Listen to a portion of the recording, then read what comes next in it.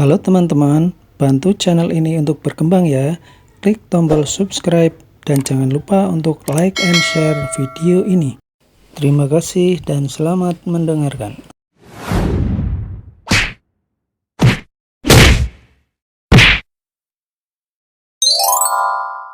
Bab 361, Undangan. Alex merasa seperti menjadi sasaran Shiba Inu yang ganas. Dia ketakutan sampai menggigil dan tanpa sadar mundur sedikit.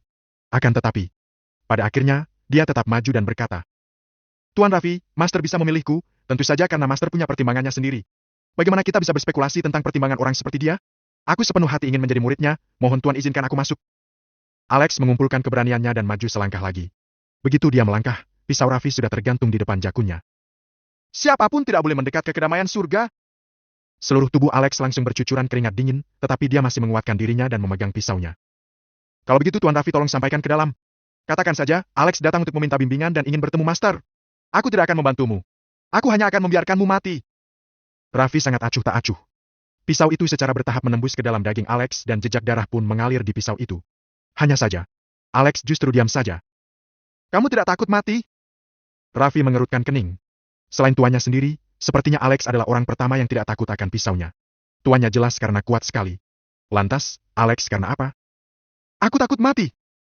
Keringat dingin mengalir dari dahi Alex, seolah-olah untuk membuktikan ketakutan di hatinya. "Tapi, seumur hidupku hanya ingin berjalan di jalan medis. Kalau aku bisa sedikit lebih mendalaminya lagi, aku tidak akan takut pada kesulitan dan rintangan apapun."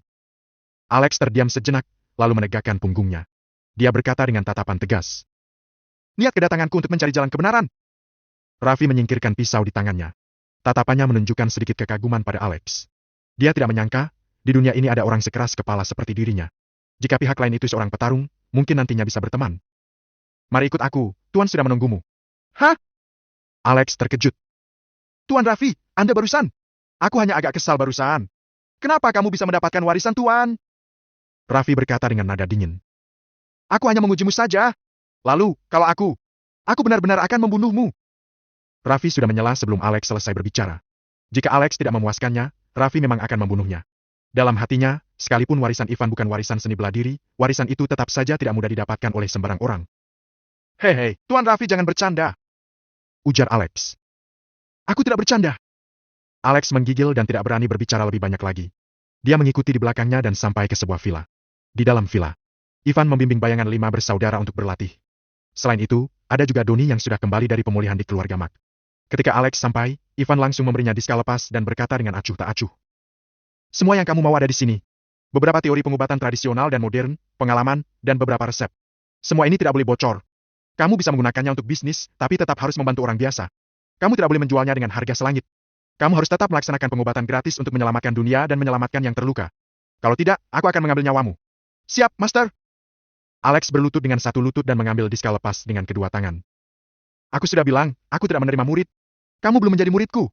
Jadi, jangan panggil aku Master. Seorang Master adalah seseorang yang memberikan ilmu pada orang lain. Anda adalah Masterku."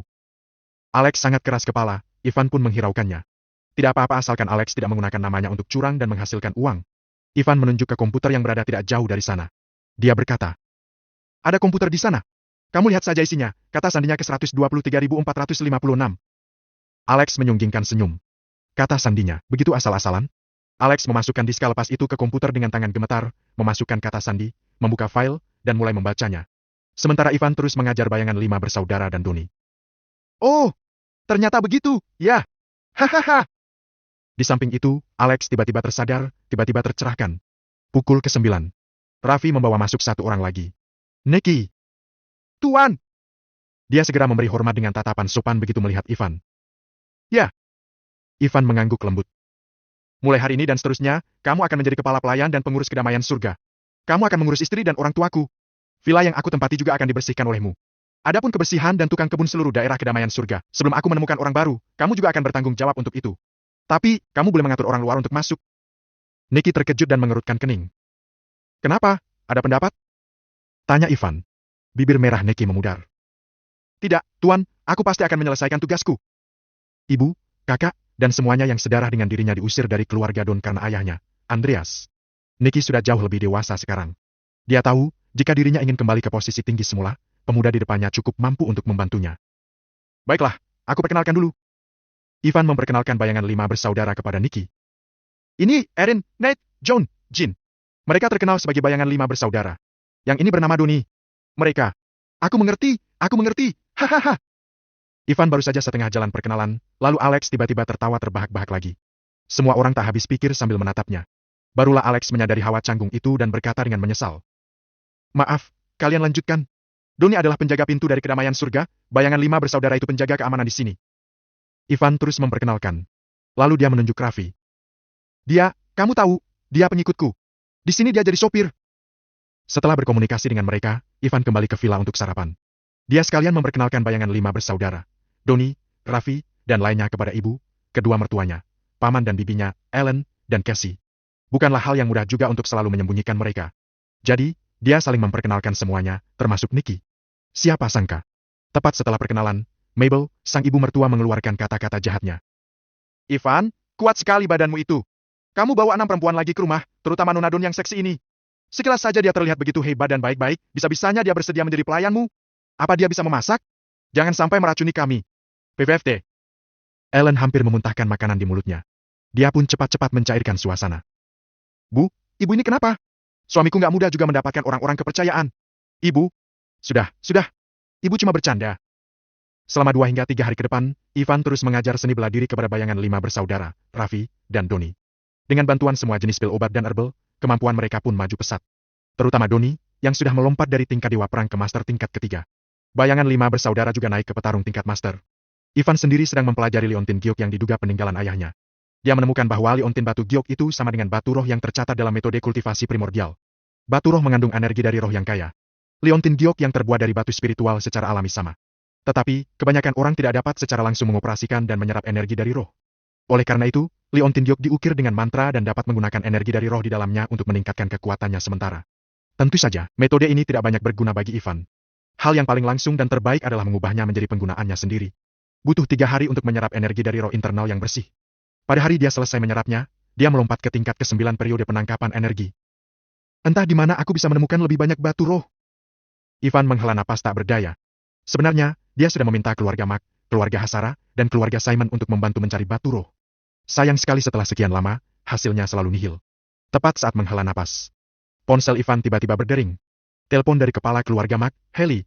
Ekspresi Ivan sedikit serius. Dia tahu, sesuatu pasti sudah terjadi. Jika tidak, Haley tidak akan menghubunginya. Jadi, Ivan pun langsung mengangkatnya. Segera, di ujung telepon, terdengarlah suara berat Haley. Tuan, Raja Kota Giant ingin bertemu dengan Anda. Bab 362, bangkitkan Abu seluruh keluarganya. Ivan terhenyak dan langsung mengernyit. Dia ingin bertemu denganku. Kenapa dia tidak mengabariku langsung, malah menyampaikannya melalui kamu? Tuan, bukankah Tuan memintaku untuk terus mengawasi keberadaan Raja Kota Giant beberapa waktu lalu? Tuan memintaku cari kesempatan untuk berbicara dengannya secara pribadi? Haley tersenyum pahit. Sebenarnya, kemanapun itu, Raja Kota Giant punya sejumlah besar orang yang mengikutinya. Bahkan ada banyak ahli yang menjaganya juga saat dia tidur. Sungguh tidak akan punya kesempatan itu, bukan hanya tidak berhasil mendapatkan kesempatan. Orang-orangmu sudah ketahuan juga? Tanya Ivan. Betul sekali. Haley menanggapi dengan getir. Dia selalu merasa keluarga Barnes di Kota Giant sangat kuat. Tetapi, setelah memahaminya secara mendalam, dia menyadari bahwa keluarga Barnes 100 kali lebih kuat dari yang dia bayangkan. Dengan kekuatan keluarga Barnes, mungkin sembarang menyuruh satu anak buah mereka saja sudah cukup untuk melenyapkan Haley. Bahkan, membuat keluarga Mac menghilang dari Kota Giant saja mudah. Keluarga Barnes di Kota Giant. Sungguh raja yang sesungguhnya. Sebuah keluarga kerajaan. Raja Kota Giant tidak menyakiti orang-orang kita. Dia sepertinya tahu tujuan kita. Dia memintaku menyampaikan pada Tuan, dia akan menunggu Tuan di kediaman pinggir sungai pukul 2 siang. Oke, baik. Telepon ditutup. Ivan terus terdiam, keningnya terus mengernyit. Tuan, Anda kenapa? Raffi bingung. Ini adalah pertama kalinya dia melihat Ivan seperti itu. Tidak apa-apa. Guagui mengundangku untuk bertemu dengannya. Aku ingin tahu apa niatnya. Jelas, karena Guagui bisa mendeteksi keluarga Mac mengintainya, juga langsung tahu ingin bertemu dengan Ivan, mereka mungkin sudah tahu identitasnya. Jika kematian keluarga Reed benar-benar ada hubungannya dengan Guagui, apakah Guagui akan melepaskan Ivan? Jawabannya jelas sekali. Pasti tidak akan. Selain itu, Guagui pasti akan langsung melenyapkannya. Akan tetapi, Guagui tidak melakukannya. Bukan hanya tidak melenyapkannya, Guagui malah mengundangnya juga. Lokasinya juga ditetapkan di reruntuhan kediaman keluarga Reed, sekarang disebut kediaman pinggir sungai. Sebenarnya maksud Guagui apa? Raffi mengerutkan kening. Dia sudah tahu soal identitas Ivan dan tahu bahwa Ivan mungkin ada masalah dengan Raja Kota Giant. Dia segera berkata, Tuan, aku akan segera pulang ke keluarga Walker dan meminta kakek menggunakan kekuatan keluarga untuk melindungi Tuan. Untuk saat ini tidak perlu. Ivan melambaikan tangannya untuk menghentikannya. Tidak peduli apa tujuan Raja Kota Jayan mengundangnya kali ini, Ivan harus menemuinya. Dia ingin bertemu Raja Kota Jayan dan menanyakan sesuatu padanya. Kesempatan ini tidak boleh terlewatkan. Ditambah, Ivan yang sekarang memiliki kekuatan dan kualifikasi untuk bertanya. Bahkan jika Raja Kota Jayan menyerang, dia masih bisa melawan dan mencari jalan keluar. Pukul 2 siang. Setelah suasana hati kembali stabil, Ivan meninggalkan kedamaian surga menuju kediaman pinggir sungai. Dia baru saja melangkah. Raffi sedang mengemudi dengan tergesa-gesa pulang ke kediaman keluarga Walker. Nicky khawatir sesuatu akan terjadi pada Ivan, jadi dia juga pulang ke keluarga Don secepat yang dia bisa. Dua orang ini melakukan hal yang sama. Memberitahukan rencana perjalanan Ivan kepada kakek mereka, yang juga kepala keluarga Don dan Walker saat ini. Sementara itu, diam-diam sesosok bayangan menyelinap masuk ke dalam kedamaian surga. Kedatangannya tidak terasa, termasuk Duni, yang sudah berada di tingkat master dan bayangan 5 bersaudara. Sosok ini tiba di depan villa Ivan. Dia melompat dan berdiri di atap paling atas kedamaian surga. Di atas atap, sosok cantik itu berdiri sendiri. Cassie. Dia berpakaian merah dengan pembawaan angkuh. Kaki panjangnya yang lurus dan ramping sangat mencolok dan rambutnya diikat secara sembarang. Tetapi, hal itu tidak bisa menyembunyikan kecantikannya dan tubuhnya yang seksi itu. Nona! Orang yang baru datang itu berdiri di belakang Cassie dengan hormat, memiliki wajah persegi dengan tinggi sekitar 170 cm dan berumur sekitar 30 tahun. Kak Leopold, aku sudah bilang berkali-kali, kamu tidak perlu terlalu formal. Aku selalu memperlakukanmu seperti kakakku sendiri. Cassie berbalik menatap pria di belakangnya. Cassie yang menoleh dan tersenyum itu langsung membuat gelombang di hati Leopold tak karuan. Nona, prinsipku masih sama, rasa hormat dan inferioritas itu berbeda. Haft. Cassie menghela napas. Oke, Kak Leopold, ada apa kakak mencariku? 2 hal. Leopold berkata dengan hormat. Pertama, soal rumah sudah tidak bisa aku sembunyikan lagi dari Nona. Meskipun Nona sudah menyegel diri dan hidup dalam pengasingan, Nona juga jarang muncul. Tapi, pada dasarnya aku sudah tahu kalau Nona berada di kota Jayan. Tidak butuh waktu lama untuk mengetahui lokasi detail Nona. Nanti, pasti ada seseorang yang akan datang dan menjemput Nona. Secepat itukah? Alis indah Cassie mengerutkan kening dengan galak. Apakah hari-hari damainya akan berakhir seperti ini? Dia tahu, Leopold tidak akan berbohong padanya. Hanya saja, jika kembali, takutnya akan sulit baginya untuk bertemu Ivan lagi dalam kehidupan ini. Nona, mari kita akhiri masalah antara Nona dan Ivan secepat mungkin. Lebih baik sakit hati sebentar daripada sakit hati yang berkepanjangan. Nona bukan orang yang hanya sekali lewat saja, kan? Mata Leopold menyeratkan ketidakrelaan saat menyebut Ivan. Mau dari segi apapun, dia tidak pantas dengan Nona. Tidak layak. Akan tetapi, siapa yang bisa mengatakan dengan jelas perihal cinta? Bibir merah Cassie sedikit melengkung dan ingin membelah Ivan. Tetapi, ketika kata-kata itu datang ke bibirnya, dia tidak mengatakannya. Dia tidak perlu menjelaskan soal pria yang disukainya. Masalah kedua apa? Dengan sedikit keheningan, Cassie terus bertanya. Aku tidak sengaja mendengar dari paman gue. Paman Johan yang disebut Leopold justru adalah tamu Raja Kota Jayan, Johan Christian. Leopold sudah mendengar beberapa hal tentang Ivan dari Johan. Di antaranya, termasuk identitasnya. Dia tahu, Ivan adalah pria yang paling dipedulikan Cassie. Jadi, dia segera bergegas ke sini untuk menceritakan semuanya kepada Cassie. Apa? Mata jernih Cassie sedikit mengembun. Dia tidak menyangka Ivan memiliki identitas seperti itu. Dia pun bertanya. Apa kematian keluarga Reed ada hubungannya dengan Gregory? Ya. Leopold mengangguk. Tapi, Paman Johan tidak banyak membahas tentang apa hubungan detailnya. Ketika aku sedang mengobrol dengannya, dia tidak sengaja basa-basi membicarakannya. Agar tidak membuat Paman Johan berpikir berlebihan, aku tidak bertanya terlalu banyak. Raja Kota Jayan, Gregory. Cassie bergumam pelan. Gregory, Raja Kota Jayan. Cassie tentu tahu bahwa keluarga Barnes adalah keluarga nomor 1 di Kota Jayan, sedangkan Gregory adalah orang besar yang duduk di atas posisi keluarga Barnes. Gregory adalah bos sejati, dengan para ahli yang mengelilinginya, dia sendiri adalah seorang pendekar top. Jika keluarga Reed benar-benar dihancurkan oleh Gregory, perjalanan Ivan hari ini akan begitu merugikan. Kak Leopold, cepat beritahu Johan kalau dia adalah tamu Raja Kota Jayan. Suruh dia menjaga Ivan tetap hidup apapun yang terjadi. Juga, kalau keluarga Barnes sungguh menghancurkan keluarga suamiku, peringatkan Gregory. Kalau salah, harus mengaku. Saat dibalas nanti, harus pasrah. Ini. Leopold sedikit bingung. Paman Johan adalah seniorku. Dia mungkin tidak akan mendengarkanku kalau aku bilang begitu. Bilang saja aku yang mengatakannya. Ini adalah perintah. Tindakanku ini sebagai rasa menghargaiku kepada Johan, juga keluarga Barnes. Kalau mereka tidak mau menerimanya, biar aku sendiri yang membantu mereka mendapatkan harga diri. Cassie yang biasanya lembut dan ramah, saat ini mata jernihnya menyeratkan aura membunuh. Kata-katanya menjadi tajam dan sombong. Semua itu menyeratkan semacam aura raja dari keluarga baik-baik dan aura energi seorang atasan. Apa itu keluarga Barnes, Raja Kota Jayan? Kalau dia berani menyakiti suamiku, akan aku bangkitkan abu seluruh keluarganya. Bab 363, pedang harus menumpahkan darah. Kediaman pinggir sungai yang merupakan bekas kediaman Reed, rumah keluarga Reed dengan lebih dari 150 orang yang hidup di dalamnya. Rumah ini terletak di jalan-jalan makmur di selatan Jayan. Setiap rumahnya memiliki tembok-tembok tinggi, dengan halaman penuh dengan tumbuhan hijau dan bebatuan bergerigi. Dengan bangunan interiornya antik, memasuki ke dalamnya jadi seperti kembali ke rumah di kerajaan kuno. Kediaman pinggir sungai yang sedari awal telah dipugar kembali, tidak menunjukkan tanda-tanda pernah terbakar oleh api. Tempat ini sungguh tampak seperti taman tamasya. Ivan memandang kediaman pinggir sungai besar di depannya. Dari dulu dia menduga bahwa pemilik kediaman pinggir sungai adalah keluarga Barnes. Hari ini, pikiran ini sepertinya telah terpecahkan. Di depan kediaman pinggir sungai, sudah tidak ada pintu tinggi dengan penjagaan yang ketat seperti dalam imajinasi lagi. Begitu Ivan masuk, seseorang muncul diam-diam seperti hantu. Sosok itu adalah pria parubaya berpakaian hitam dengan punggung tegak dan berusia 40 tahunan awal. Dari pertama melihatnya pun, Ivan langsung mengenalinya. Terakhir kali dia bertemu Raja Kota Jayan, orang ini bersembunyi dalam kegelapan. Dia sangat kuat. Bagaimana bilangnya, ya? Sekuat jika dia bersembunyi sekalipun di depan orang-orang, kebanyakan orang tidak akan menemukan keberadaannya. Terakhir kali bertemu Raja Kota Jayan, Ivan tidak akan bisa menemukannya jika dia tidak memiliki penglihatan batin. Namun, sekarang tidak perlu penglihatan batin. Faktanya, Ivan belum memasuki kediaman pinggir sungai, karena kekuatannya yang besar, dia langsung merasakan keberadaan seseorang. Oleh karena itu, Ivan tidak terkejut, dia luar biasa tenang. Halo, Tuan Reed. Nama saya Chester. Saya penjaga pribadi Tuan Barnes. Chester agak terkejut dengan ketenangan Ivan. Harus diketahui, Chester tiba-tiba muncul dari ruang kosong di depan Ivan. Sedangkan Ivan, bisa-bisanya tidak ada perubahan sedikit pun. Lantas, mungkinkah Ivan sudah menyadari dirinya? Tidak, itu tidak mungkin. Begitu muncul, pikiran ini langsung disanggah Chester. Ivan baru berusia 20 tahunan kurang. Pada usia ini, betapa mengerikan atau mengagumkan apapun, dia tidak bisa melampaui Grandmaster Agung. Selain itu, metode penyembunyiannya, bahkan seorang Grandmaster Agung saja tidak akan bisa mendeteksinya. Setelah tersadar dari lamunan, Chester berkata, "Ikutlah dengan saya. Tuan Barnes sudah menunggu Tuan."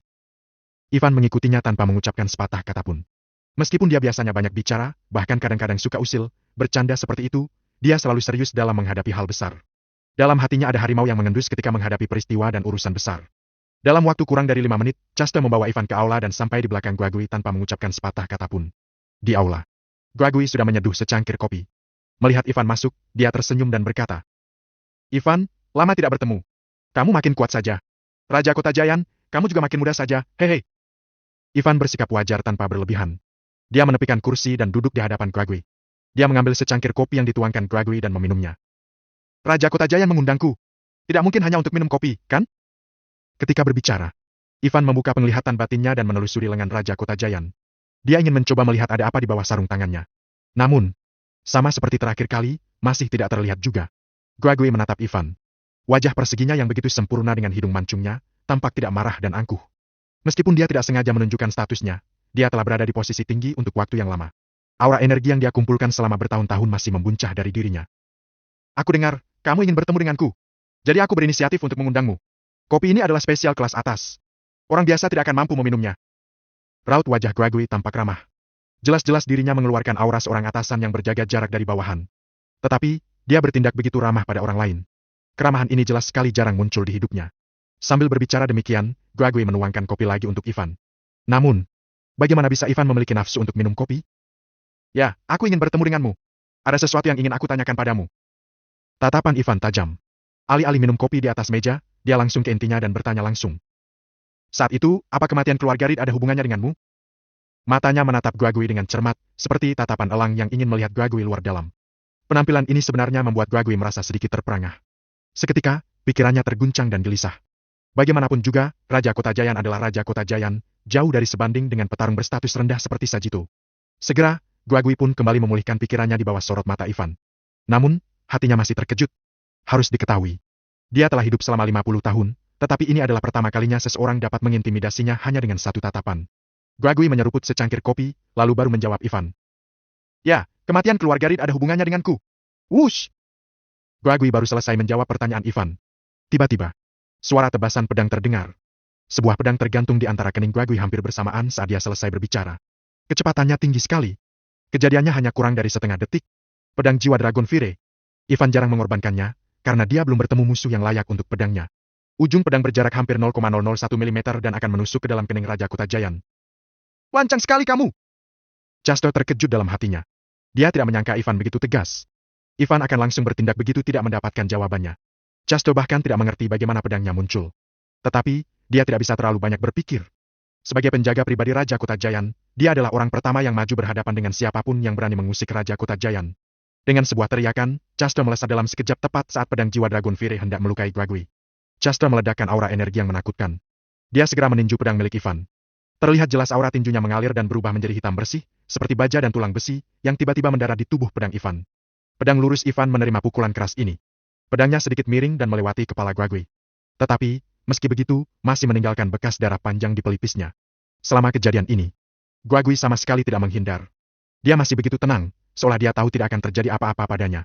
Namun, dia tetap agak terkejut saat sadar pelipisnya terasa dingin oleh darah.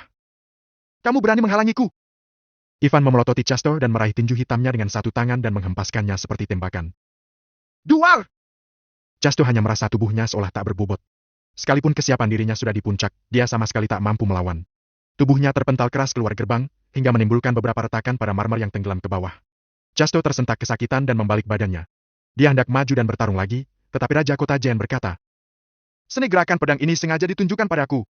Ivan tidak akan menyakitiku, dia hanya sekalian pamer di depanku saja. Kamu jaga di luar saja." "Siap." Chester tidak mengatakan apapun atas perintah Guagui dan berdiri tegak di depan pintu.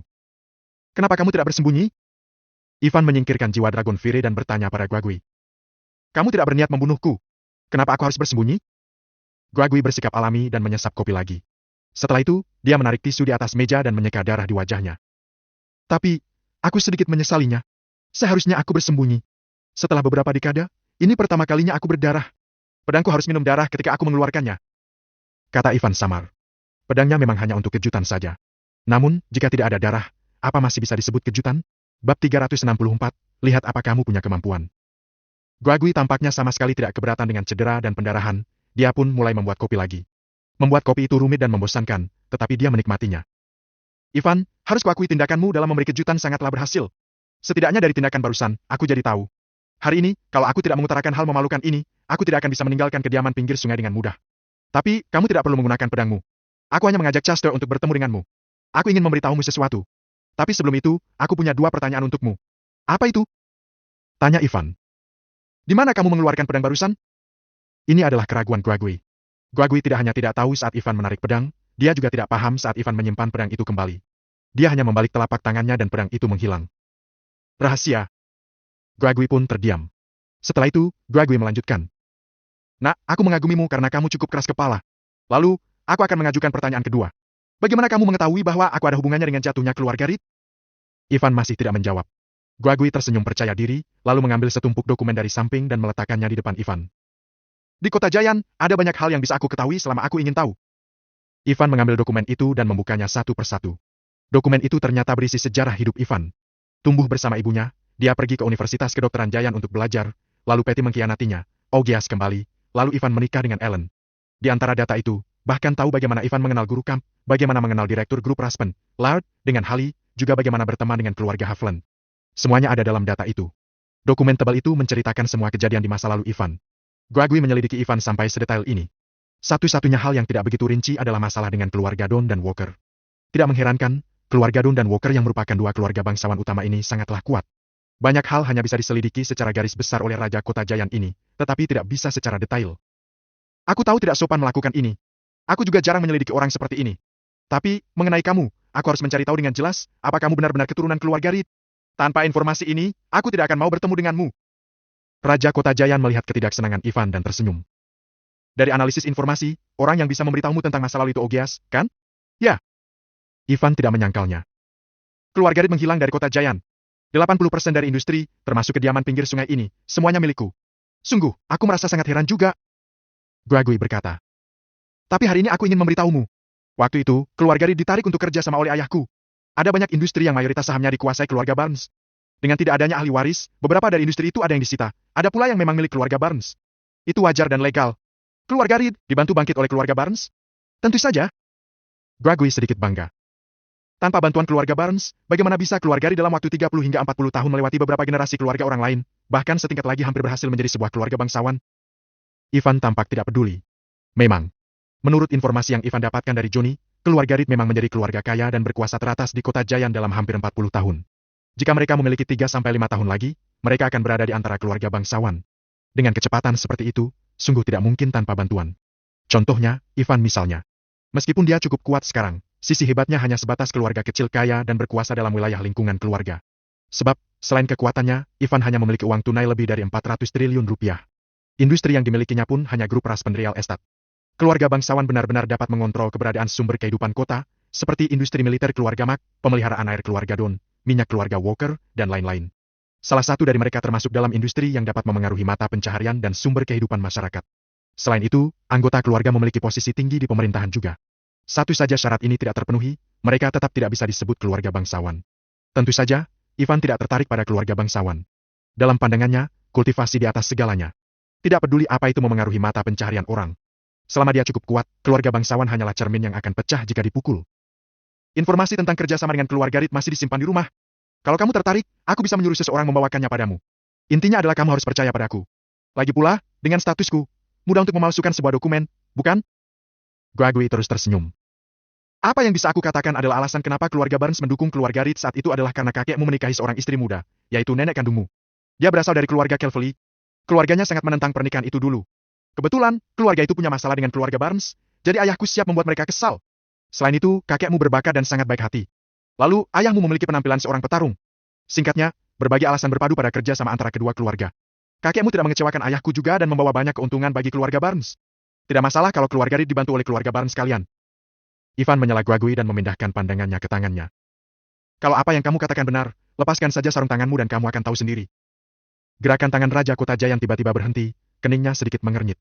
Kemudian, dia mengangkat matanya dan menatap Ivan. Lihat tanganku? Apa kamu yakin? Ini adalah pertama kalinya dia kehilangan ketenangannya sejak mengobrol dengan Ivan. Tentu. Tatapan Ivan tetap tidak berubah, masih tegas. Ivan sama sekali tidak peduli siapa yang membantu keluarga Reed berdiri. Antar saudara saja lazim saling melawan, apalagi dua keluarga yang hanya menjalin hubungan kerja sama. Dia bahkan ingin tahu apakah Raja Kota Giant adalah orang yang ada di video itu atau bukan. Faktanya, inilah alasan sebenarnya kenapa Ivan selalu ingin bertemu Raja Kota Giant. Aku ingin tahu, siapa yang memberimu ide buruk ini? Mata Raja Kota Giant menjadi sedikit muram. Dia meletakkan cangkir kopi dan memainkan sarung tangan di tangan kirinya dengan tangan kanan. Kata-katanya agak dingin. Di luar pintu, Chester mengayunkan tangannya dan menarik pedang panjang di mansetnya. Dia memegangnya sambil menatap Ivan. Energi yang melimpah 100 kali lebih banyak langsung menyembur keluar dari tubuhnya daripada saat dia melawan Ivan sebelumnya. Angin kencang pun bertiup di sekeliling karenanya. Tanah terbang dengan pasir dan batu, semuanya berputar seolah menunjukkan Chester bisa beraksi kapan saja. Ivan duduk dengan kuat di kursi memancing dengan tenang tanpa kepanikan apapun. Dia mengeluarkan diska lepas dan menyerahkannya kepada Gregory. Ini yang memberiku ide yang buruk. Menatap diska lepas, Gregory melambaikan tangannya. Tak lama kemudian, Chester membawa laptop baru. Diska lepas itu dimasukkan. Rekaman CCTV malam kematian keluarga Reed mulai diputar. Setiap reka adegan melintas dan Gregory mengerutkan keningnya. Kamu dapat dari mana rekaman ini? Tanya Gregory setelah menutup laptop. Tidak penting. Suara Ivan sudah agak dingin. Aku akan katakan sekali lagi. Raja Kota Giant, tolong lepaskan sarung tanganmu. Kalau aku tidak mau, bam! Pedang Ivan muncul sekali lagi dan ditebaskan keras-keras di meja kopi. Aku bisa membantumu. Gregory itu siapa? Raja Kota Giant. Menghadapi ancaman ini, dia tidak takut dan ekspresinya masih tenang.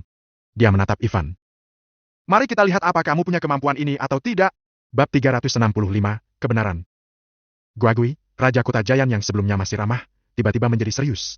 Matanya seperti dua gunung yang dengan keras menekan ke arah Ivan dan menatapnya tanpa rasa takut. Pada saat yang sama. Brum! Raja Kota Giant benar-benar menyerang. Dia berinisiatif untuk maju lebih dulu. Pakaian di sekujur tubuhnya mengembang, aura energinya pun melonjak. Dia meninju Ivan begitu kuat. Terlihat dengan jelas tempat di mana tinju itu lewat, bahkan udara hampa samar-samar terdistorsi dan berubah bentuk. Kekuatan besar menghantam. Meja kopi di depannya langsung hancur, retak, dan meledak seperti petasan hingga meja itu hancur berkeping-keping. Bahkan, seluruh bangunan samar-samar terasa tidak stabil dan seolah akan runtuh. Ivan diam-diam terkejut. Raja Kota Giant memang Raja Kota Giant. Orang yang bisa duduk di posisi ini, ditambah duduk dengan kokoh, jika dibandingkan seorang kepala keluarga bangsawan. Dia lebih kuat dari Chester, bahkan jenis kekuatannya pun berbeda juga. Hanya dengan pukulan ini, Ivan sudah bisa menilai bahwa Raja Kota Giant sudah memimpin kultivasi petarung di seluruh tanah Raja Kota Giant dengan selisih yang besar. Dia sudah melangkah ke tingkat kultivator. Namun, memangnya kenapa jika sudah melangkah ke tingkat kultivator, Ivan tidak takut dan tak terkalahkan? Kemarilah. Dengan sebuah ruangan, Ivan juga beraksi. Hampir tidak ada keraguan dan tidak ada omong kosong. Metode kultivasi primordial dan energi dari roh menari-nari seperti badai. Udara di depannya seperti terkuras. Antara meremas, memaksa, dan mengisap, Ivan seolah telah berubah menjadi orang lain. Dia tidak menggunakan pedangnya, dia sama-sama menyerang dengan tinjunya. Bam! Derak listrik terdengar. Kedua tinju itu bertabrakan dengan keras. Ledakan pun terdengar dan segala sesuatu di sekitarnya hancur. Chasto, yang ada di depannya bahkan tidak bereaksi.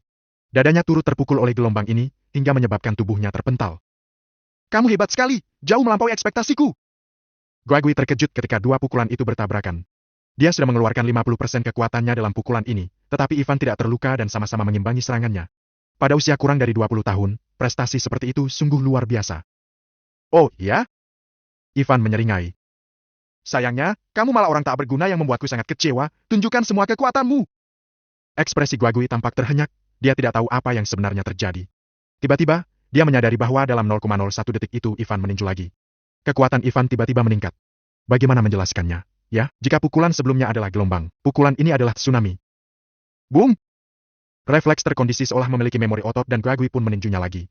Apalagi kali ini, dia menggunakan kekuatan sepenuhnya. Dia meninju dengan segenap kekuatannya, kira-kira mencapai DA 30 ton, jauh melampaui kebugaran fisik orang biasa. Tetapi, inilah faktanya.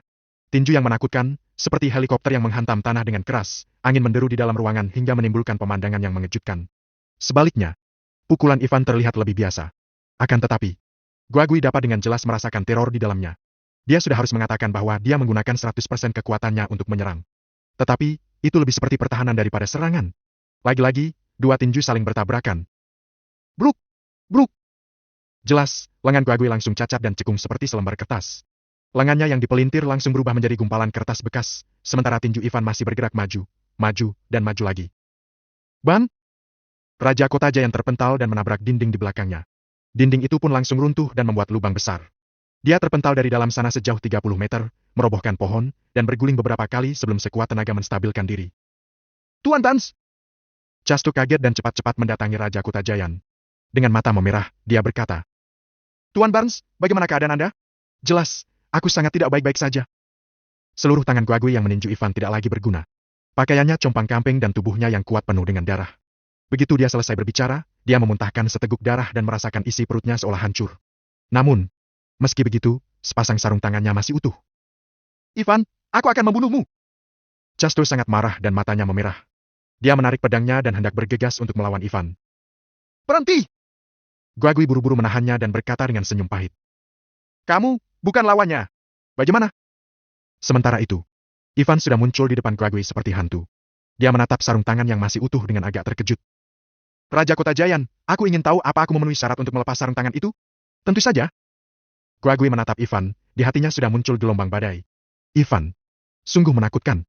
Pada saat-saat terakhir, dia jelas merasa Ivan sudah berhenti. Jika tidak, pukulan itu bisa langsung membunuhnya. Sulit baginya untuk membayangkan seberapa kuat Ivan dan keadaan memberontak seperti apa yang dia miliki. Dengan bantuan Chasto, Guagui perlahan bangkit.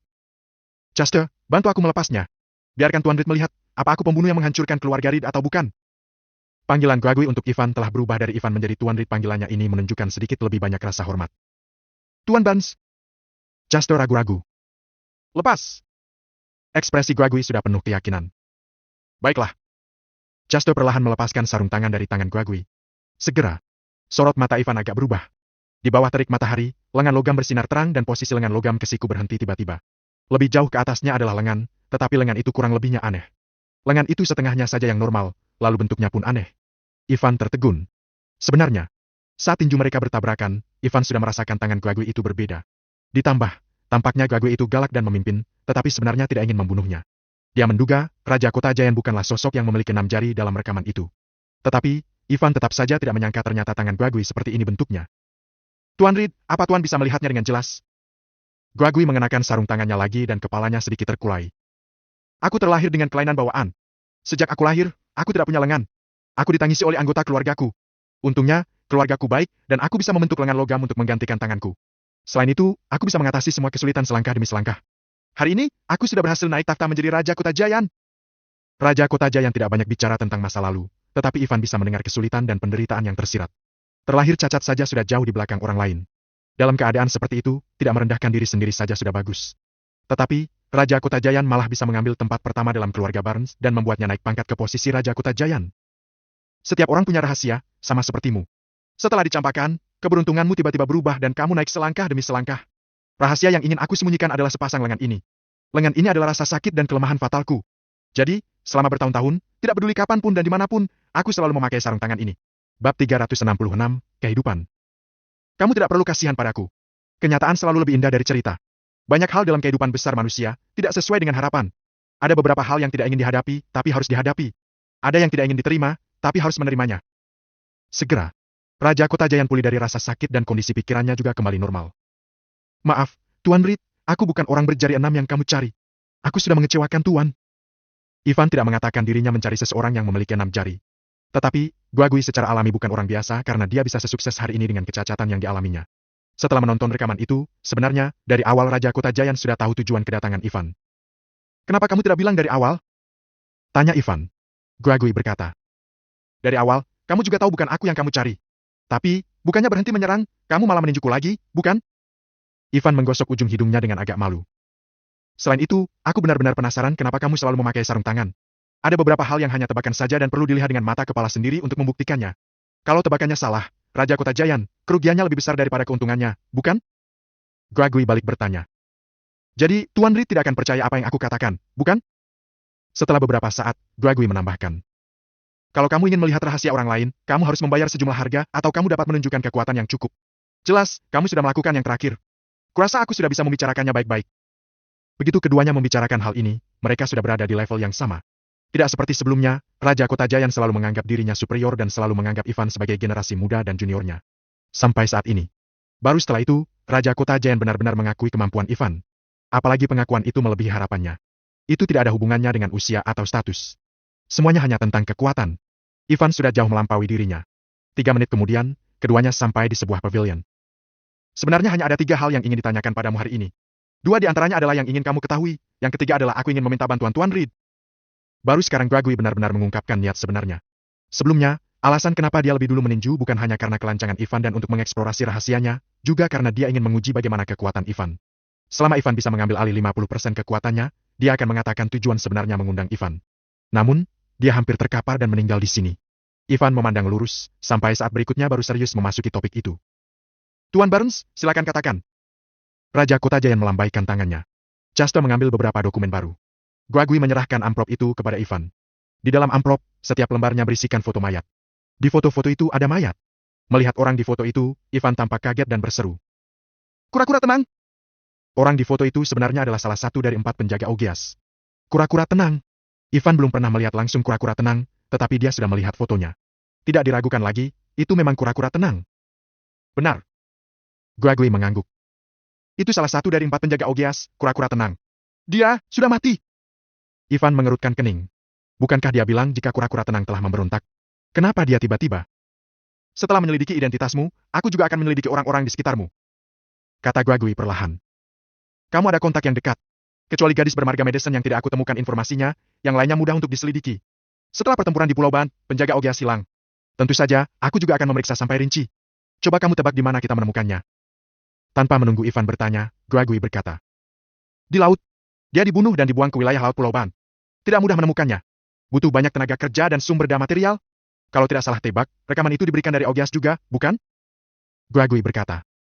Ketika keluarga Reed mengalami kecelakaan, keluarga Barnes mengubrak-abrik kediaman pinggir sungai dan mereka tidak menemukan petunjuk apapun. Tidak hanya keluarga Barnes, juga keluarga Don. Kepala keluarga Don saat ini, Johnny dan Nerdy adalah saudara yang baik. Ketika keluarga Reed mengalami kecelakaan, keluarga Don juga ikut turun tangan dalam penyelidikan. Alhasil, tetap tidak ada petunjuk apapun. Pada akhirnya, masalah ini dikesampingkan selama hampir 20 tahun. Kenapa Augeas bisa mendapatkan rekaman itu? Apa menurutmu 20 tahun yang lalu, metode deteksinya bisa melampaui keluarga Barnes dan keluarga Don? Ivan diam, tidak mengucapkan sepatah kata pun. Maksud Guagui sudah jelas. Ada sesuatu dari Augeas. Tanpa sadar jantungnya sudah berdetak lebih cepat. Deg! Deg! Deg!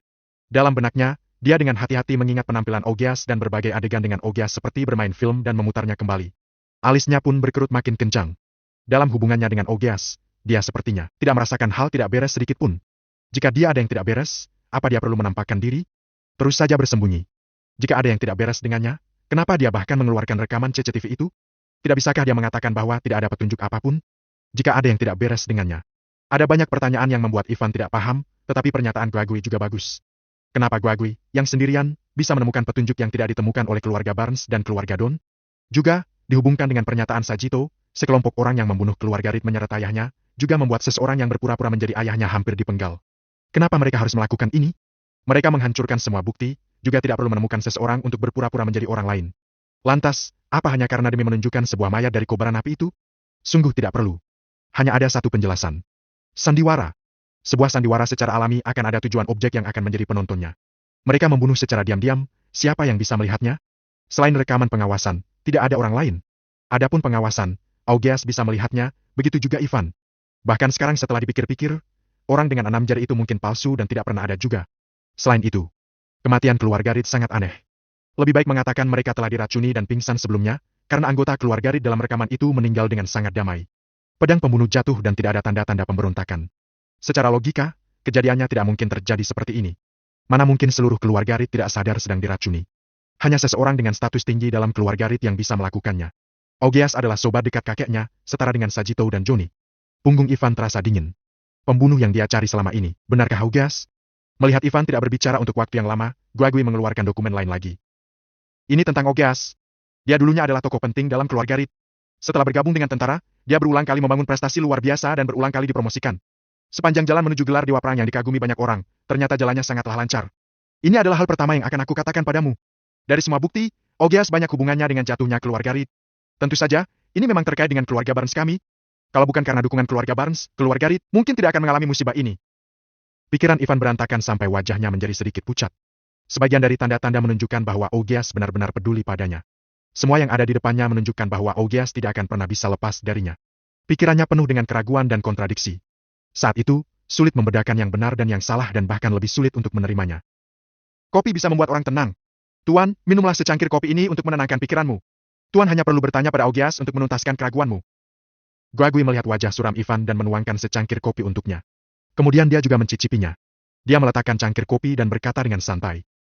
Harus diketahui, ada beberapa hal selalu lebih indah dari ceritanya.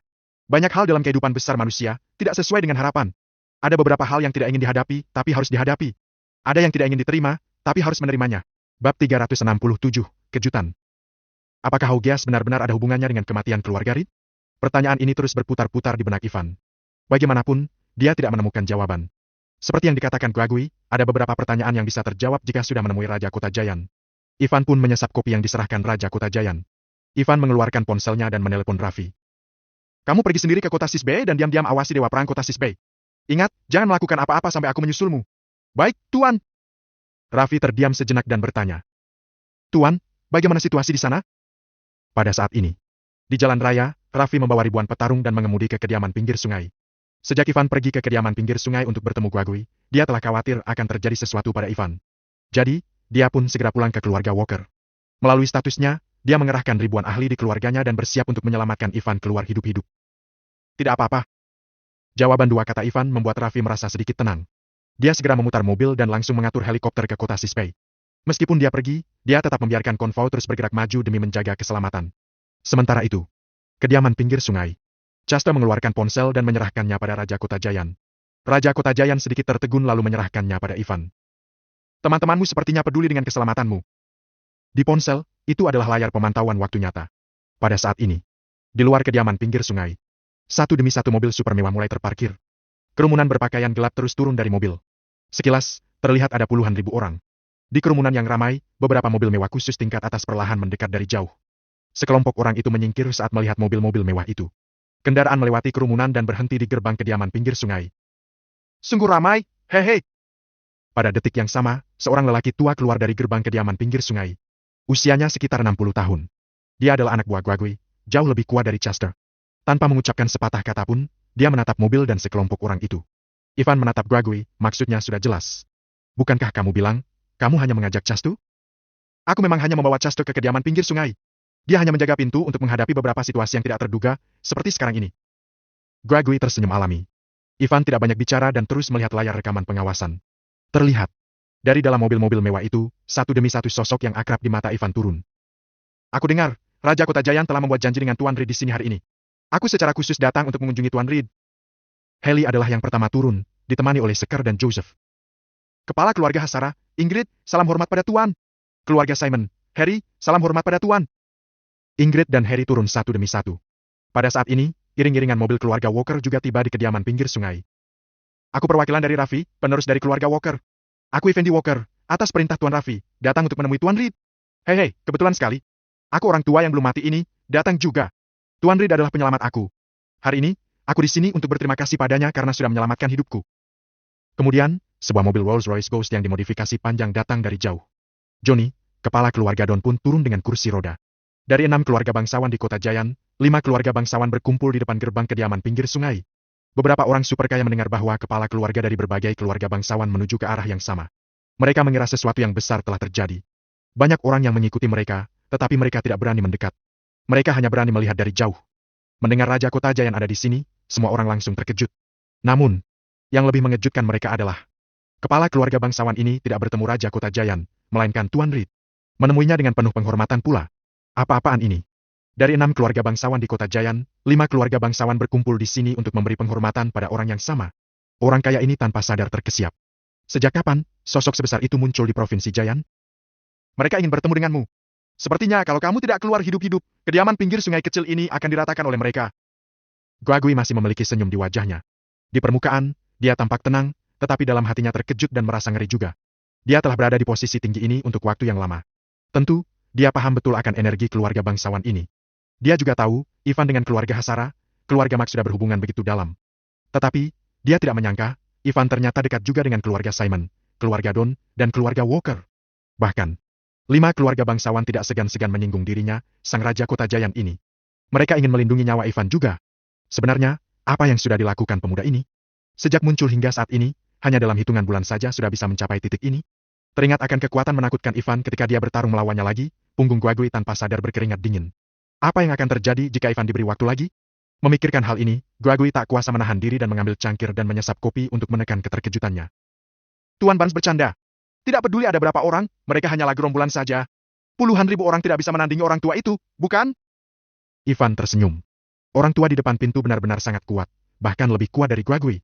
Tentu saja, masih jauh lebih lemah jika dibandingkan dengan Ivan. Belum tentu. Di sana ada lebih dari 10.000 manusia. Sekalipun mereka itu sapi, jumlah itu melelahkan sekali untuk dihadapi. Guagui tidak setuju pada pertanyaan retoris Ivan. Guagui bergurau, lalu berkata, "Tidak baik kalau orang-orang ini berkumpul terlalu lama.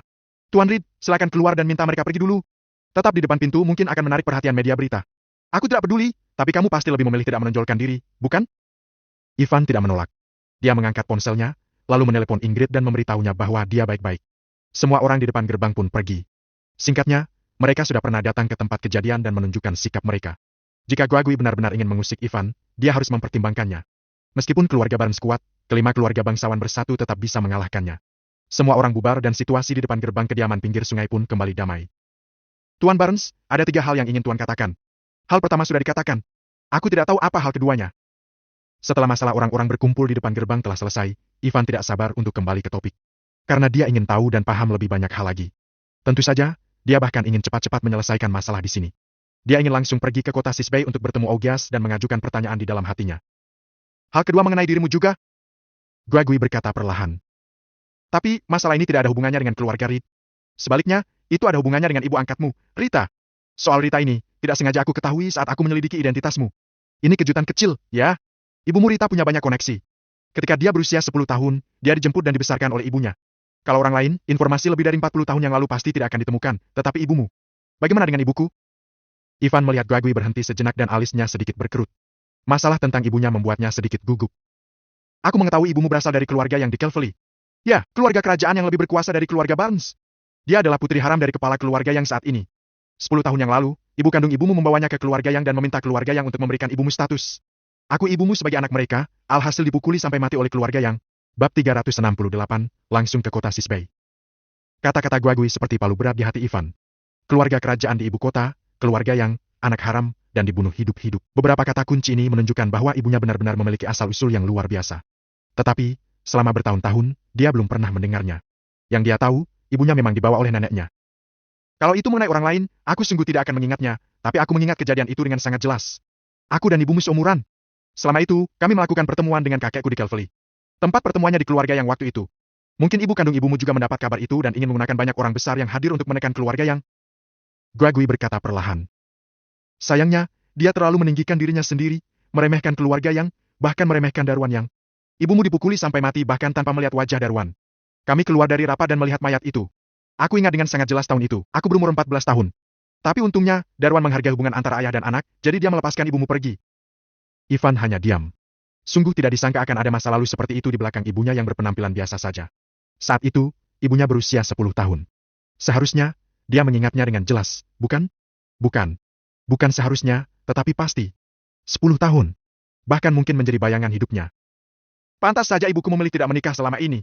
Mungkin, di matanya, pria adalah makhluk yang tidak berperasaan dan tidak setia seperti kepala keluarga yang... Kata Ivan pada dirinya sendiri di dalam hati, matanya berkedip dengan tersirat sedikit kemarahan dan niat membunuh. Keluarga yang di ibu kota. Ivan harus mengunjungi secara pribadi ketika dia memiliki kesempatan untuk melakukan keadilan bagi ibunya. Ini adalah hal kedua yang ingin aku katakan padamu. Adapun hal ketiga, itu urusanku. Suara Guagui menyadarkan pikiran Ivan kembali. Tanpa berbelit-belit, dia berkata langsung. Tuan Reed, aku ingin memintamu menjadi menantuku. Apa kamu bilang? Tangan Ivan yang sedang minum kopi bergetar, raut wajahnya tampak heran. Setuju atau tidak, langsung memintanya jadi menantu. Apa-apaan ini?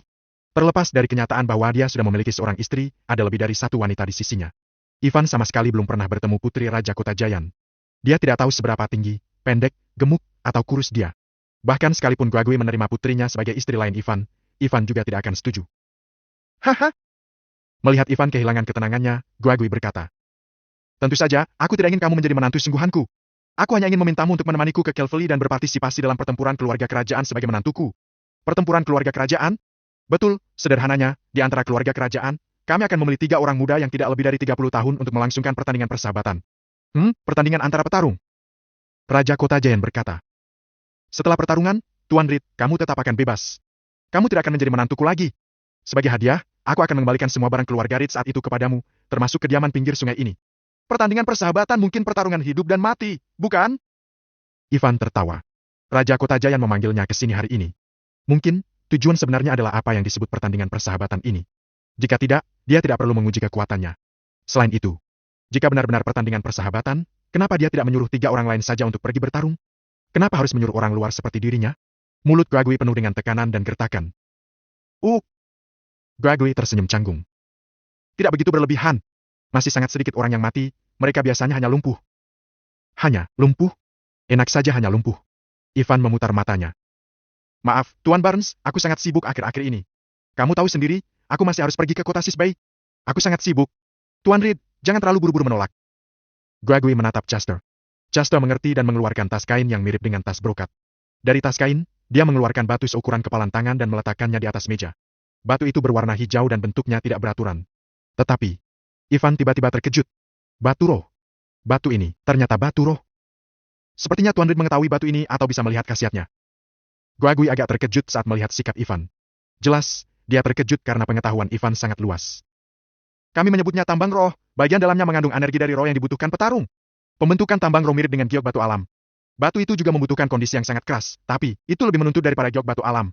Makanya, batu ini adalah barang langka. Bahkan di keluarga Barnes saja hanya ada 50 kg saja, sangat sedikit. Tuan Reed, kalau kamu bersedia berjuang untuk keluarga Barnes, batu ini akan menjadi milikmu. Batu ini hanya uang muka saja. Alasan pertandingan persahabatan ini adalah karena area penambangan baru yang mengandung tambang batu roh sudah ditemukan di wilayah kerajaan Dragonfire.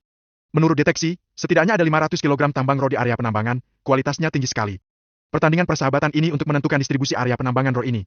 Kalau kamu bisa membantu keluarga Barnes memenangkannya, aku bersedia berbagi setengahnya dengan kamu. Hati Ivan tergerak, tetapi dia agak bingung. Area penambangan roh didistribusikan oleh persaingan antara generasi muda? Mungkinkah hanya lelucon saja? Seringkali, bahan-bahan kelas atas hanya memerlukan metode produksi yang paling umum.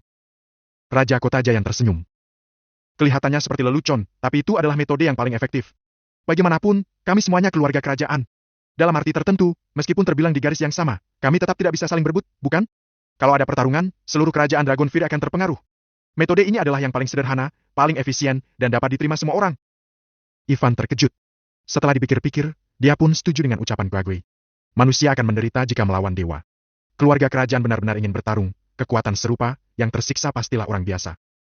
Oh, benar, keluarga yang juga akan mengirim seseorang. Kalau kamu beruntung, kamu bisa menghajar keturunan keluarga yang dan membalaskan dendam nenekmu sendiri. Lagi pula, pertandingan persahabatan semacam ini, normal untuk secara tidak sengaja mengalahkan pihak lawan sampai mati. Ivan terhenyak. Bagaimana, Tuan Reed? Guagui berkata. Kalau kamu bisa mendapatkan tambang roh itu, akan mudah bagi dirimu untuk memimpin keluarga Reed ke keluarga bangsawan. Risikonya sedikit lebih tinggi, tapi manfaatnya cukup besar. Setelah berpikir sejenak, Ivan menerima batu roh di atas meja. Aku bersedia. Kapan? Keluarga bangsawan atau apa itu, Ivan tidak peduli. Namun, batu roh itu penting. Balas dendam untuk ibunya lebih penting. Ada untung, sekalian membalaskan dendam ibunya juga. Bukankah ini adalah tawaran yang bagus? Waktunya masih belum tahu, nanti aku akan menghubungimu. Guagui tersenyum bahagia. Tujuan perjalanan ini akhirnya tercapai. Tidak sia-sia dia hampir mati di selokan. Dengan dukungan Ivan dalam pertandingan persahabatan ini, keluarga Barnes setidaknya yakin 60%. Dia mengulurkan tangannya ke Ivan. Tuan, selamat bekerja sama. Ivan menjabat tangannya. Kalau tidak ada yang lain, aku akan pergi dulu. Pamitan sederhana. Ivan cepat-cepat pergi. Dalam benaknya, dia terus memikirkan urusan keluarga Reed dan ibunya. Yang pertama adalah masalah yang paling penting dan paling diragukan saat ini. Tidak peduli apa, dia harus meminta Augias untuk menjawab keraguannya. Saat keluar dari kediaman pinggir sungai, Seker sudah menyiapkan helikopter untuknya. Setelah naik ke helikopter, dia langsung menuju kota Sisbay. Bab 369, tentu ada cara lain. Baling-baling bergemuruh. Langit cerah, tak berawan, helikopter melewati pegunungan dan sungai. Sekitar setengah jam kemudian, mereka tiba di puncak sebuah gedung tinggi di kota Sisbay. Ivan menarik napas dalam-dalam menghadapi kota yang akrab dengannya. Kemudian, dengan tatapan tertahan, dia naik lift ke lantai bawah dan langsung menuju rumah courtyard yang berjarak 500 meter. Begitu dia muncul, Raffi datang dari jauh. Tuan! Apa dia ada di sini? Ivan bertanya sambil berjalan. Orang yang dimaksud tentu saja Augias. Ya, dia memimpin 3 orang untuk melakukan kultivasi di halaman. Raffi berkata. Tuan, apa Tuan ingin seseorang mengelilingi sisi ini? Tidak perlu. Ivan melambaikan tangannya. Augias kembali dari Pulau Ban dalam keadaan terluka parah dan sekarat. Setelah diselamatkan, dia sudah menjadi orang biasa yang tidak bisa kultivasi. Adapun 3 penjaga naga hijau, harimau pintar, dan Phoenix api, mereka tidak perlu disebut. Dia merasa cukup untuk menghadapi orang-orang ini. Kamu tunggu di depan pintu, ya? Di depan rumah courtyard, Ivan menghentikan Raffi. Dia menarik napas dalam-dalam lagi untuk menenangkan emosi batinnya. Kemudian, dia memasuki rumah courtyard. Di halaman, bunga bersaing untuk mekar, daun hijau jatuh satu demi satu. Cahaya matahari terbenam bersinar, menutupi seluruh rumah courtyard dengan lapisan cahaya keemasan. Pemandangannya indah sekali. Di bawah pohon belalang tua, Augias, seperti kata Raffi, sedang menginstruksikan Phoenix api, harimau pintar dan naga hijau untuk kultivasi. Tuan! Tuan! Tuan! Ketika mereka melihat Ivan masuk dari luar, harimau pintar dan yang lainnya satu persatu menyambutnya. Augias yang punggungnya menghadap ke arahnya juga agak terkejut. Dia segera berbalik. Ketika dia melihat Ivan, entah sejak kapan Ivan sudah berada di depannya. Dia terkekeh canggung dan berkata, Tuan, sepertinya Tuan cukup kuat untuk muncul di depanku secara diam-diam. Kakek Augias. Ivan mengulum senyum. Sebelum kebenaran terungkap, dia masih menghargai Augias sebagai tetuanya. Kalian berlatih saja dulu. Augias menyuruh harimau pintar dan kedua kawannya untuk berlatih sendiri, lalu berkata kepada Ivan. Tuan pasti ada urusan di kota Sisbay, kan? Ayo kita duduk di dalam. Mereka pergi ke aula dan duduk di sana. Augias hendak membuat kopi untuk Ivan, tetapi Ivan melambaikan tangannya dan pintu lobi ditutup dengan keras. Ekspresinya sedikit mengembun dan dia berkata. Tidak perlu membuat kopi. Sebenarnya, aku tidak suka minum kopi. Merasa suasananya tidak beres, tangan Augias yang memegang teko sedikit bergetar. Lalu, dia pun meletakkan kembali teko itu. Sepasang mata yang kuat menatap Ivan dengan ragu. Tuan, apa Anda? Kematian keluarga Reed ada hubungannya denganmu? Suara Ivan agak dingin, kata-katanya seperti panah yang langsung ke intinya. Sementara itu, mata Ivan berkedip-kedip, penglihatan batinnya terbuka, memperhatikan setiap rinci fisik Augias. Jelas, tekanan darah Augias melonjak saat ini. Tuan, bicara apa Tuan ini? Aku tidak mengerti. Wajah Augias tampak bingung, marah, dan terkejut pada saat bersamaan. Kenapa Tuan mengatakan itu? Karena aku sudah bertemu Raja Kota Giant. Kata Ivan samar. Dia bukan orang yang punya 6 jari. Kamu bertemu Raja Kota Giant? Augias agak terkejut, jauh lebih awal dari yang dia bayangkan. Sepertinya kita salah paham padanya. Dia selalu memakai sarung tangan di tangan dan tidak berani bertemu orang. Kupikir, karena bukan dia, pasti ada orang lain. Soal rekaman pengawasan. Augias, kamu masih berbohong. Ivan berteriak dan berdiri. Kamu tidak menyangka aku akan menemui Augias secepat ini, kan? Kamu juga tidak menyangka selain melihat Augias, aku juga melihat orang lain, seorang saksi mata yang menyaksikan pembunuhan itu. Dia melihat penyerang itu dengan mata kepalanya sendiri, membawa ayahku pergi, bahkan mengambil barang-barang ayahku. Ivan mengeluarkan liontin giok itu. Tidak ada energi dari roh di liontin giok itu, tetapi terpelihara dengan baik. Terlihat jelas, Augias terperangah saat Ivan mengeluarkan liontin giok itu. Ekspresi ramah sebelumnya berangsur-angsur mematung. Ekspresinya tidak berubah, tetapi sudah ada sedikit lebih ganas, mengejutkan, dan menakutkan. Melihat ekspresinya, Ivan sepenuhnya yakin bahwa orang yang dibawa pergi oleh si pembunuh adalah ayahnya. Ketika keluarga Reed hancur, yang pertama campur tangan dalam penyelidikan adalah keluarga Barnes dan keluarga Don. Salah satunya adalah pemimpin keluarga Kota Giant dan yang lainnya adalah orang nomor 1 dari keluarga bangsawan. 2 keluarga bangsawan tidak menemukan reruntuhan kamera pemantauan. Dan kamu, yang pergi ke sana setelahnya, kamu bilang kamu menemukan reruntuhan pemantauan? Hehe. Ivan mencibir, tatapannya dingin seperti es. Kamu, atas dasar apa melakukan itu? Augias hanya diam. Ayahku dibawa pergi oleh seseorang, tapi orang yang meninggal dalam rekaman itu persis seperti dia. Mereka bisa saja melakukannya tanpa meninggalkan petunjuk apapun, jadi kenapa mereka harus bersandiwara? Bersandiwara untuk siapa? Ivan berulang kali bertanya. Tidak diragukan lagi, untuk rekaman itu, kan? Sepertinya kamu tahu lebih dari yang aku kira, Ivan, kemajuanmu benar-benar pesat, sangat pesat hingga agak menakutkan. Augias sudah tenang saat ini. Kupikir kamu akan membutuhkan setidaknya 3-5 tahun untuk benar-benar berhubungan dengan Raja Kota Giant, bahkan 10-20 tahun, bukan tidak mungkin. Detik berikutnya, Augias mengakui dengan lapang dada. Kematian keluarga Reed memang ada hubungannya denganku. Masih banyak hal yang tidak kamu duga.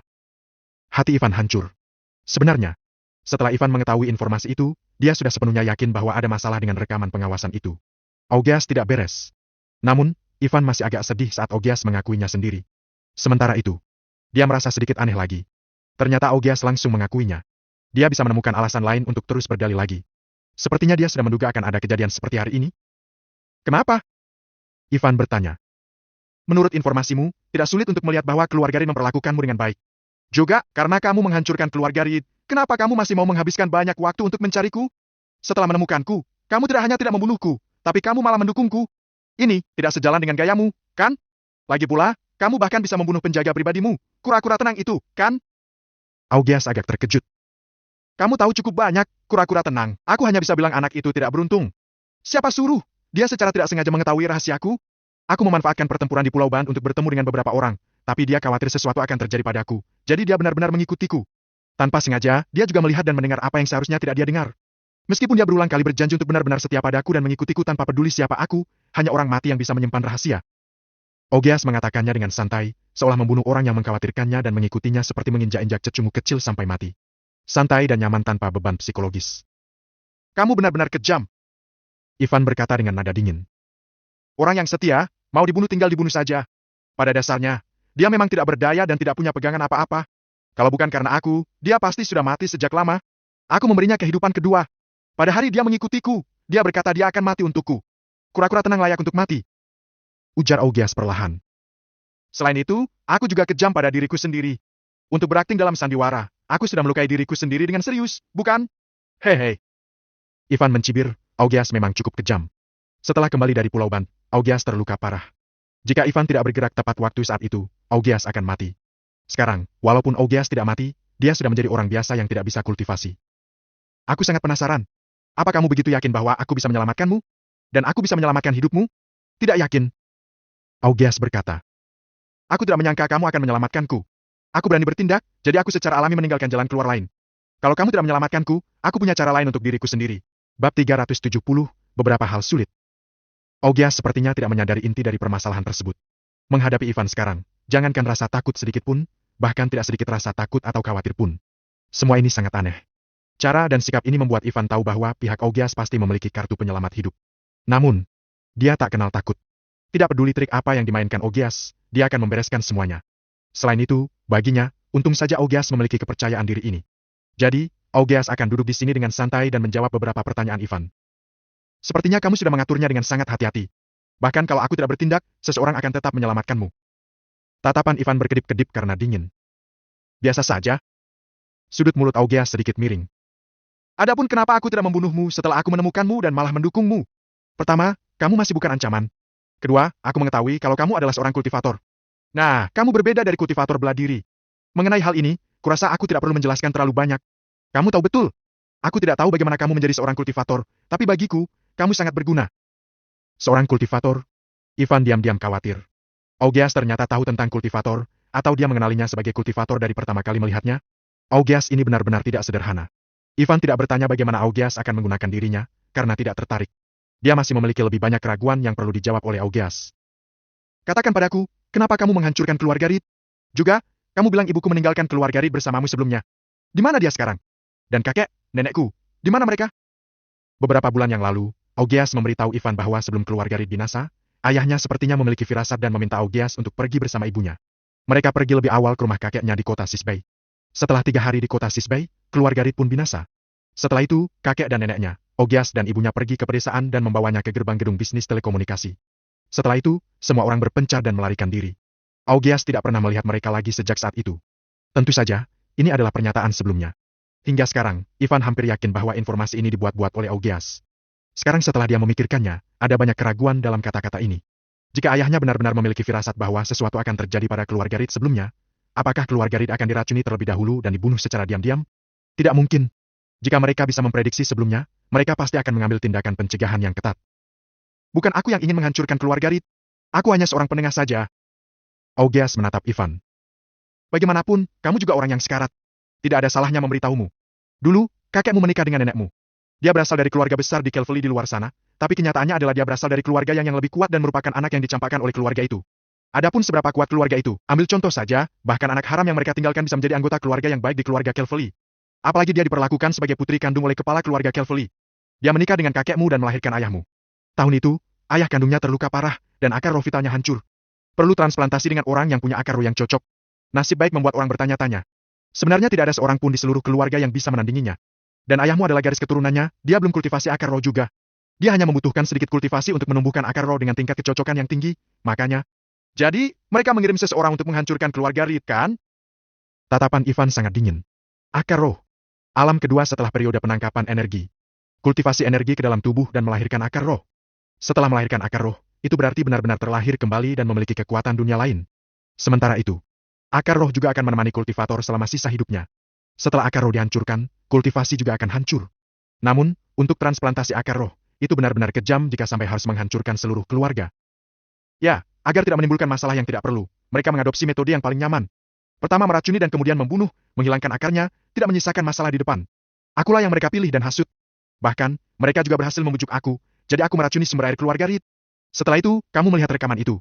Sayangnya, kamu beruntung. Sebelum kejadian, aku mengajakmu pulang ke rumah ibumu.